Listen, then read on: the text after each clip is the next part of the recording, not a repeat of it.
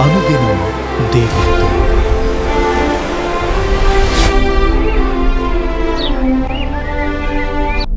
Praise the Lord. అనుదినం దేవునితోనే కార్యక్రమాన్ని ప్రతిరోజు చూస్తున్న మీ అందరికీ మన ప్రభు అయిన రక్షకుడైన యేసుక్రీస్తు ఘనమైన నామంలో వందనాలు. ఈ ఉదయకాలం దేవుని వాక్యం చూసుకుందాం. యోహాను సువార్త 1వ అధ్యాయము 16వ వచనం. ఆయన పరిపూర్ణతలో నుండి మనమందరము కృప వెంబడి కృపను పొందితిమి. యేసుక్రీస్తు ప్రభువారు మత్తయి సువార్తలో ఒక మాట అన్నాడు, మీ పరలోకపు తండ్రి పరిపూర్ణుడు గనుక మీరును పరిపూర్ణులుగా ఉండెదరు అని. మనము పరిపూర్ణులముగా ఎందుకు ఉండలేకపోతున్నాం? దేవుని యొక్క పరిపూర్ణతను మనం ఎందుకు పొందుకోలేకపోతున్నాం? ఎందుకంటే ఆయన పరిపూర్ణతను స్వీకరించే సమర్థత మనలో లేదు. ఒక ట్యాప్ కింద చిల్లులు పడినటువంటి పాత్రను గనక పెట్టినట్లయితే అది ఎప్పటికీ నిండలేదు. మనము చిల్లులు పడిన రంధ్రాలు కలిగినటువంటి పాత్రలుగా ఉన్నాం కాబట్టి దేవుడిచ్చేటువంటి పరిపూర్ణతను మనం పొందుకోలేకపోతున్నాం. కొంతమంది పాత్ర అడుగు భాగమున గర్వము, ఆత్మీయ గర్వము అనేటువంటి రంధ్రాన్ని కలిగి ఉంటారు. అలాంటి రంధ్రమును గనక కలిగి ఉన్నట్లయితే అలాంటి పాత్ర ఎప్పటికీ నింపబడదు, పైగా ఉన్నదంతా కారిపోతుంది.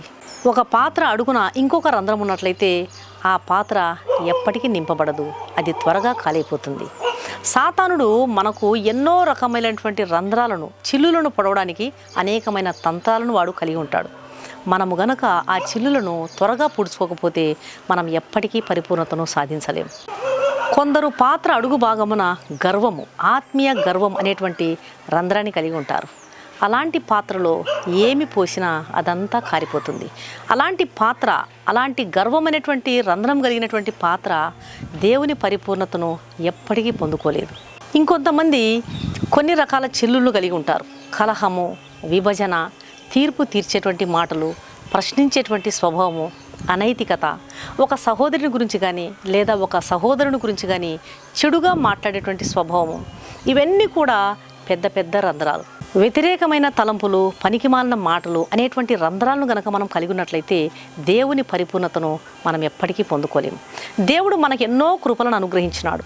ఆ కృపలన్నిటినీ మనము లెక్కించుకుంటూ ఒకటొకటిగా జ్ఞాపకం చేసుకుంటూ మన హృదయాలను కృతజ్ఞతతో నింపుకోవాలి. మనం పొందినటువంటి ఆశీర్వాదాలను లెక్కించుకుంటూ ఒకటొకటిగా జ్ఞాపకం చేసుకుంటూ వాటన్నిటిని బట్టి మనం దేవుణ్ణి స్తుతించాలి. మన హృదయాలు స్తుతి చేత నింపబడి ఉన్నట్లయితే ఎప్పుడు కూడా మన హృదయాలు స్తుతి చేత నింపబడినట్లయితే సాతాను మన దరిదాపులో కూడా రాడు. మన ఆత్మీయ ఎదుగుదలను ఆటంకపరిచే విషయాలను మనం వెనుకకు త్రోసేసి దేవుని పరిపూర్ణతలోనికి మనం ప్రవేశించాలి. అప్పుడే అధికమైన ఆశీర్వాదాన్ని, అవసరమైన సిద్ధపాటును మనం కలిగి ఉంటాం.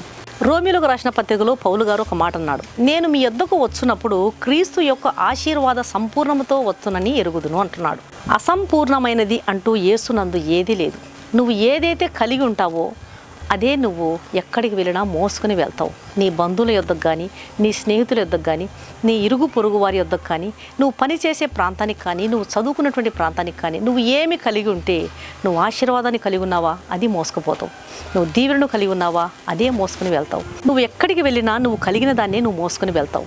నువ్వు సంతోషాన్ని కలిగి ఉన్నావా, సమాధానాన్ని కలిగి ఉన్నావా, ఐక్యత గల మనసును కలిగి ఉన్నావా, దీవెన కలిగి ఉన్నావా, ఆశీర్వాదాన్ని కలిగి ఉన్నావా, నెమ్మది గల మనసును కలిగి ఉన్నావా, నువ్వు ఏది కలిగి ఉన్నావో అదే మోసుకుని వెళ్తావు. నీ స్నేహితుల యొద్దకు, నువ్వు పనిచేసే చోటుకు, నువ్వు చదువుకునే చోటుకు, నీ ఇరుగు పొరుగు వారి యొద్దకు, నీ బంధువుల యొద్దకు నువ్వు ఏవి కలిగి ఉన్నావో అది వారికి ఇస్తావు. అలా కాకుండా నువ్వు అసంపూర్ణంగా ఉన్నట్లయితే నువ్వు కలహాన్ని తీసుకుని వెళ్తావు, నువ్వు విభజనని తీసుకుని వెళ్తావు, వేరుపరచడాన్ని తీసుకుని వెళ్తావు, చాడీలు తీసుకుని వెళ్తావు, ఇతరుల సమాధానాన్ని పాడు చేయడాన్ని తీసుకుని వెళ్తావు. ఇద్దరికి మధ్య సమస్యను సృష్టించే విధముగా నువ్వు తయారైపోతావు. కాబట్టి మనం సంపూర్ణతను కలిగి ఉండాలి. కలహము, విభజన, అసమాధానం ఇది సాతాను కార్యం. మనం అలాగ ఉండకూడదు. సోమరి క్రైస్తవులం, సారం లేని క్రైస్తవులం, రేపు విధేయత చూపుదాం అనేటువంటి మనసు, ఇవన్నీ కూడా పెద్ద పెద్ద రంధ్రాలు. పరిపూర్ణతను సాధించడం అనే మాట ఏమో కానీ ఉన్నదంతా కూడా సమస్తాన్ని మనం కోల్పోయే ప్రమాదం ఉంది. ఆత్మీయ గర్వం, అవిధేయత, వినయం లేని స్వభావము, దిద్దుబాటును స్వీకరించలేని స్వభావము, ఇలాంటి చిల్లులు కనుక మనం కలిగి ఉన్నట్లయితే దేవుని పరిపూర్ణతను మనం ఎన్నడూ సాధించలేము. పరిపూర్ణతను సాధించే మాట అటుంచితే సమస్తం మనం కోల్పోయే ప్రమాదం ఉంది. కాబట్టి దేవుని బిడ్డలారా, మనం ప్రార్థన చేద్దాం. ప్రభువా, నా వయసు నీకు తెలుసు, ఇప్పటికే నేను ఎంతో ఆత్మీయంగా పరిపక్వత సాధించాల్సింది. ఎన్నో సంవత్సరములు గతించిపోతున్నాయి ప్రభువా, ఇప్పటికి నేను పరిపూర్ణతను సాధించలేని వానిగా ఉన్నాను, సాధించలేని దానిగా నేనున్నాను తండ్రి. చిల్లులు పడిన పాత్రగా నేనున్నాను ప్రభువా. దయచేసి నన్ను నా రంధ్రములు పూడ్చివేయండి ప్రవ్వా. నన్ను ఒక శుభ్రమైన పాత్రగా ఉంచండి. నీ పరిపూర్ణతతో నన్ను నింపండి తండ్రి. పరిపక్వత నాకు దయచేయండి ఆయన. ఆత్మలో వివేచనాత్మ నాకు దయచేయండి ప్రభు అని దేవుని సన్నిధిలో ప్రార్థన చేస్తే ప్రభు తప్పకుండా మనకు కృప చూపిస్తాడు. అటు కృప ప్రభు మీకు దయచేయనుగాక. కళ్ళు మూసుకోండి, ప్రార్థన చేస్తాను. పరిశుద్ధుడైన మా ప్రియ పరలోకపు తండ్రి, నీకు స్తోత్రములు ప్రభువా. ఎలాంటి చిల్లులు లేని శుభ్రమైన పాత్రగా నన్ను ఉంచండి తండ్రి. నీ కృప ద్వారా, నీ రక్తం ద్వారా నన్ను కడుగు నాయనా. నా తలంపులో, నా వ్యవహారములలో పరిశుద్ధంగా ఉండటకు నాకు సహాయం చేయండి. నాకు నేర్పించండి ప్రభువా. నీ పరిపూర్ణతతో నన్ను నింపు నాయనా. నేను ఎక్కడికి వెళ్ళినా మీ ఆశీర్వాద సంపూర్ణముతో వెళ్ళడానికి నాకు కృప చూపించండి ప్రభువా. మీ సమాధానాన్ని, మీరిచ్చిన ఆశీర్వాదాన్ని మోసుకొని వెళ్ళాలి. అలా కానట్లయితే నేను కలహాన్ని, విభజనను మోసుకొని వెళ్తా ప్రభువా. ఇప్పటికీ ఎన్నో సంవత్సరాలు గతించిపోయినాయి నాయన. ఈ పాటికి మేము ఆత్మీయంగా పరిపక్వతను సాధించాల్సింది. మమ్మల్ని క్షమించండి ప్రభువా. మీ పరిపూర్ణతను మాకు దయచేయండి ప్రభువా. ఎంతో ఎదగాలి నాయన. ఇన్ని సంవత్సరములు గతించిపోతున్నవి కానీ ఎప్పుడు తండ్రి నేను నీ పరిపూర్ణతలోకి ఎదగగలను ప్రభువా. దయచేసి నాయన, పరిపూర్ణత లేని వానిగా, పరిపూర్ణత లేని వారముగా నేనెన్నడూ ఉండనియొద్దు. రంధ్రాలు పడ్డ పాత్రగా ఉన్నామయ్యా. దయచేసి మా రంధ్రాలు పూడ్చివేయండి. కాలి అయిపోయినటువంటి పాత్రగా ఉన్నామయ్యా. దయచేసి మమ్మల్ని మీ ఆత్మతో నింపండి. చిల్లులు లేని శుభ్రమైన పాత్రగా మమ్మల్ని ఉంచండి. మీరే కృప చూపించమని యేసు నామం అడిగి వేడుకుంటున్నాను తండ్రి. ఆమేన్. ఈ వాక్యమైన ప్రియమైన దేవుని బిడ్డలారా, దయచేసి దేవుని వాక్యం అనేకులు విని మేలు పొందే విధంగా దేవుని వాక్యాన్ని షేర్ చేయండి. ఈ ఛానల్ను సబ్స్క్రైబ్ చేసుకోండి. మీ ప్రార్థన అవసరతలను కామెంట్ సెక్షన్లో తెలియజేసినట్లయితే మీ కొరకు తప్పకుండా ప్రార్థన చేస్తాం. ఈ వాక్యం విన్న మీలో ఇంకా రక్షణ పొందని వారు ఎవరైనా ఉన్నట్లయితే దయచేసి క్రీస్తు ప్రభువారికి మీ హృదయాన్ని ఇవ్వండి. ఆయనను మీ సొంత రక్షకునిగా స్వీకరించండి. నీ పాపముల కొరకు ఆయన కలువరి శిలువలో బలియాగమైపోయినాడు.